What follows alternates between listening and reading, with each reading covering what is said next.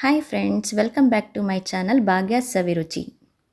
ಈ ಹಾಲಿನ ಉತ್ಪನ್ನವಾದಂತಹ ಪನ್ನೀರ್ ನಮ್ಮ ಮೂಳೆಗಳನ್ನು ಮತ್ತು ಹಲ್ಲುಗಳನ್ನು ಬಲಶಾಲಿಗೊಳಿಸುತ್ತೆ. ಹಾಗೆ ಇದರಲ್ಲಿ ಕ್ಯಾಲ್ಶಿಯಂ ಮತ್ತು ಫಾಸ್ಫರಸ್ ಹೆಚ್ಚಾಗಿರೋದ್ರಿಂದ ಇದನ್ನು ನಾವು ಡೈಲಿ ಊಟದಲ್ಲಿ ಬಳಸೋದ್ರಿಂದ ಆರೋಗ್ಯಕ್ಕೆ ತುಂಬ ಬೆನಿಫಿಟ್ ಸಿಗುತ್ತೆ. ಆಗ ಡಾಬಾ ಸ್ಟೈಲ್ ಪನ್ನೀರ್ ಮಸಾಲಾನ ಹೇಗೆ ಮಾಡೋದು ಅಂತ ನೋಡೋಣ. ಅದಕ್ಕಿಂತ ಮುಂಚೆ ಯಾರೆಲ್ಲ ಈ ವಿಡಿಯೋ ನೋಡ್ತಿದ್ದೀರಾ ಪ್ಲೀಸ್ ಒಂದು ಲೈಕ್ ಮಾಡಿ, ಹಾಗೆ ನನ್ನ ಚಾನಲ್ನ ಸಬ್ಸ್ಕ್ರೈಬ್ ಮಾಡಿ. ಫಸ್ಟು 1/4 ಕಪ್ಪಷ್ಟು ಆಯಿಲ್ನ ಹಾಕ್ಕೊತಾ ಇದ್ದೀನಿ.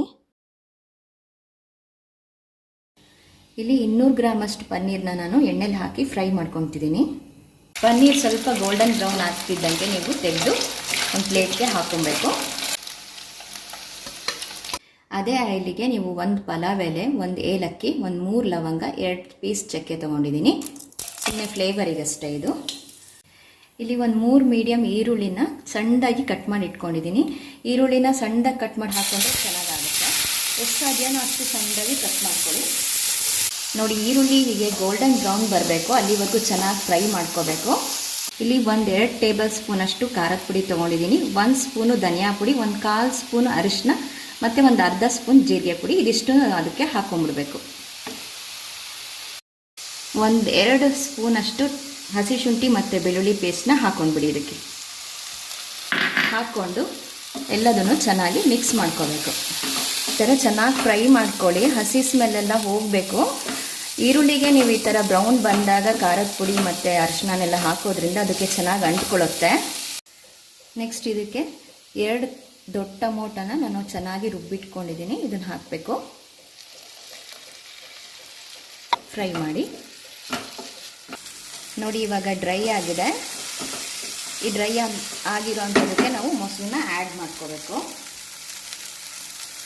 ನಾನಿಲ್ಲಿ 1-2 ಟೇಬಲ್ ಸ್ಪೂನಷ್ಟು ಮೊಸರನ್ನ ತೊಗೊಂಡಿದ್ದೀನಿ, ಆ್ಯಡ್ ಮಾಡ್ತಾಯಿದ್ದೀನಿ. ಮೊಸರನ್ನ ನೀಟಾಗಿ ಬೀಟ್ ಮಾಡಿಕೊಂಡು ತೊಗೊಳ್ಳಿ. ಬೆಂದ ಮೇಲೆ ನೀವು ಇದಕ್ಕೆ ನೀರನ್ನ ಹಾಕ್ಕೋಬೇಕು. ನೀರು ನಿಮ್ಮ ಹದಕ್ಕೆ ಹಾಕ್ಕೊಳ್ಳಿ. ನಾನಿಲ್ಲಿ 1 ಕಪ್ಪಷ್ಟು ನೀರನ್ನ ಹಾಕ್ಕೊತಾ ಇದ್ದೀನಿ. ಚೆನ್ನಾಗಿ ಬೇಯಿಸ್ಕೋಬೇಕು. ಈಗ ಫ್ರೈ ಮಾಡಿ ಇಟ್ಕೊಂಡಿರೋಂಥ ಪನ್ನೀರನ್ನ ಇದಕ್ಕೆ ಹಾಕ್ಬಿಡಬೇಕು. ಈಗ ರುಚಿಗೆ ಉಪ್ಪನ್ನು ಹಾಕ್ಕೊಂಬಿಡಿ, ನಿಮ್ಮ ಟೇಸ್ಟಿಗೆ ತಕ್ಕಂಗೆ ಹಾಕ್ಕೊಳ್ಳಿ.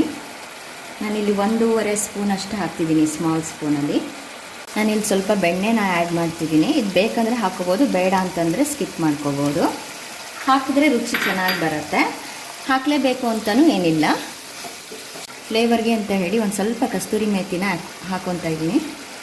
4 ಮೆಣಸಿನ್ಕಾಯಿನ ನಾನಿಲ್ಲಿ ಕಟ್ ಮಾಡಿ ಇಟ್ಕೊಂಡಿದ್ದೀನಿ, ನೋಡೋದಕ್ಕೆ ಲುಕ್ಕಾಗಿ ಕಾಣೋದಕ್ಕೆ. ಇವಾಗ ಇದಕ್ಕೆ ಲಾಸ್ಟಲ್ಲಿ ಸ್ವಲ್ಪ ಕೊತ್ತಂಬರಿ ಸೊಪ್ಪನ್ನ ಪನ್ನೀರನ್ನ ಆ್ಯಡ್ ಮಾಡಿದ್ಮೇಲೆ ಇದನ್ನು ಜಾಸ್ತಿ ಬೇಯಿಸ್ಕೋಬೇಕು ಅಂತ ಇಲ್ಲ. ನೋಡಿ, ಇವಾಗ ಇದಾಗಿದೆ, ಸರ್ವ್ ಮಾಡ್ಬೋದು ನಾವು. ಇದನ್ನು ರೋಟಿ, ಬಟರ್ ನಾನು, ಕುಲ್ಚಾ ಮತ್ತು ಸೈಡ್ಸ್ಗೆ ಆ್ಯಂಡ್ ಗೀ ರೈಸ್ಗೆ ಇದಕ್ಕೆಲ್ಲ ಬಳಸ್ಬೋದು. ತುಂಬ ರುಚಿಯಾಗಿರುತ್ತೆ. ಟ್ರೈ ಮಾಡಿ, ತುಂಬ ಈಸಿಯಾಗುತ್ತೆ. ಮತ್ತು ಟ್ರೈ ಮಾಡಿ ಹೇಗಿದೆ ಅಂತ ಹೇಳಿ ಕಮೆಂಟ್ ಮಾಡೋದನ್ನು ಮರಿಬೇಡಿ. Thank you.